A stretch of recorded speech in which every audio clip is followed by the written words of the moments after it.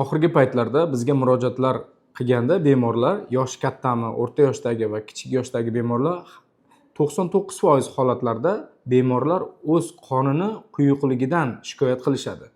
Aslida haqiqatan ham shunaqami degan savol tug'iladi.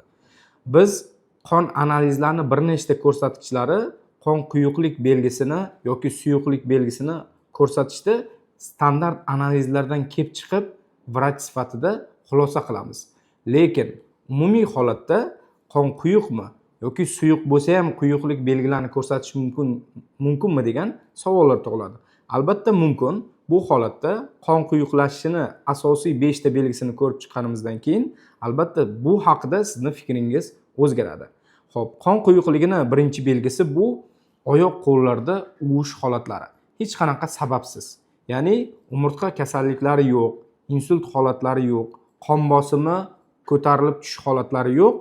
Umumiy qo'l oyoq uvishlari holati bu qon quyuqligini bitta belgisi hisoblanadi. Keyingisi esa qon bosimini ko'tarilib yoki tushib turishlari. O'z-o'zidan.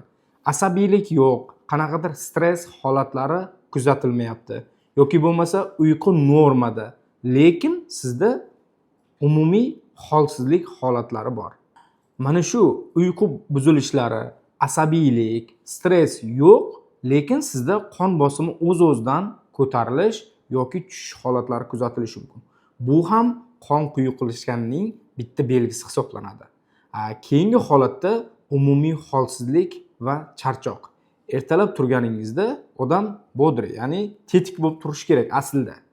Lekin sizda ertalab turgandan charchoq holatlari bo'lsa, bu albatta bu ham qon quyuqligini bitta belgisi bo'lishi mumkin. Bu nimani hisobiga yuzaga keladi desa, tasavvur qiling, qon tomir xuddi truba kabi.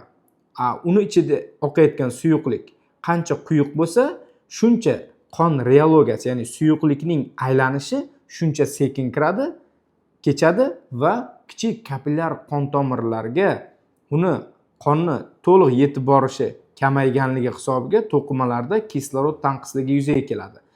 Bu esa butun tanada kislorod tanqisligini kuchaytirib, insonlarda oksidlanish qaytarilish reaksiyasi, ya'ni kislorodning sarfi buzilib, natijada esa inson umumiy holsizlikdan shikoyat qilishadi. Keyingi holat bu xotira pasayishi, ya'ni surunkali sekinlik bilan kechuvchi xotira pasayishlarida ham, ya'ni diqqat pasayishi, xotira pasayishlari ham bu qon quyuqlashganining bitta belgisi hisoblanadi. Asosan bu yoshlarda va o'rta yoshli bemorlarda, ya'ni insonlarda ko'p uchramoqda. Ko'p bemorlarimiz doktor hozir oxirgi paytlarda yoshlar orasida juda ham tendensiyaga aylandi. O'zini profilaktika maqsadida tekshirtirib turish, ya'ni qon quyuqlashganligini, vitamin D, kalsiy va boshqa organizm uchun zarur bo'lgan mikroelementlar va qon analizlarini tekshirish modaga aylandi. Bu juda ham quvonarli holat albatta. Sababi oxirgi paytda yoshlarning iqtisodiy salohiyati, ya'ni pul topishi yaxshilandi va endi ish rejimi kam harakatlik, noto'g'ri ovqatlanish va sport bilan shug'ullanmaslik holatlari yoshlar o'zini anglagan holda ertaga kelib chiqishi mumkin bo'lgan og'ir kasalliklarni oldini olish maqsadida vrachlarga murojaat qilishmoqda. Yoshlarda qon quyuqlashish holatlari kamroq uchraydi nisbatan. Albatta unda qon patologiyalari bo'lmasa, lekin o'rta yoshli va yosh katta insonlarda bu qon quyuqlashish holatlari juda ham ko'p uchraydi. Nimaga degan savol bor? Organizmni yosh bilan bog'liq faktor. Shuning uchun insonlarda qon quyuqlashishda albatta yosh ham muhim ahamiyatga ega.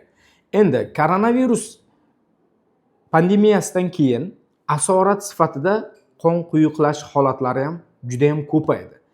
Endi Covid paytda o'zi ko'p insonlar qon tez ivib qolishi natijasida, ya'ni ivish faktorlariga koronavirus virusi ta'sir qilganligi hisobiga ko'p insonlar vafot etdi.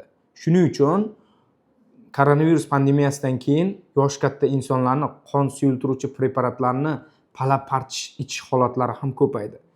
Bemorlarimizga yoki bo'lmasa mana shu xalqimizga tavsiyamiz albatta qon analizi, qon quyuq suyuqligini tekshirtirib, keyin ichish tavsiya qilinadi. Har doim ham mana shu yuqoridagi belgilar qon quyuqlashganligidan kelib chiqmaydi. Boshqa sabablar bo'lishi mumkin.